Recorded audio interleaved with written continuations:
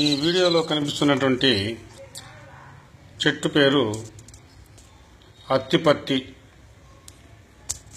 దీన్ని మన చిత్తూరు జిల్లాలో సిగ్గాకు అని కూడా అంటారు.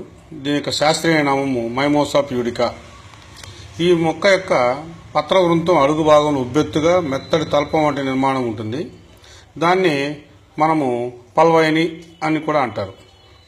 వీటి కణాలలో ఎక్కువగా కణాంతర అవకాశాలు మరియు ఎక్కువ మొత్తంలో నీరు ఉంటుంది. ఈ నీటి పీడనం వల్ల పల్వైన ఆకును నిలువుగా ఉంచుతుంది. అంటే అత్తిపత్తి మొక్క స్పర్శతో నాస్టిక్ మూమెంట్ని చూపిస్తుంది. దీనినే స్పర్శానువర్తనం, థిగ్మోట్రోపిజం అంటారు. మనం ఆకులను ముట్టుకున్నప్పుడు ఏమవుతుందంటే విద్యుత్ ప్రచోదనాలు ఉత్పత్తి అవుతాయి. ఈ ప్రచోదనాలు మొక్క హార్మోన్ పైన ప్రభావాన్ని చూపిస్తుంది.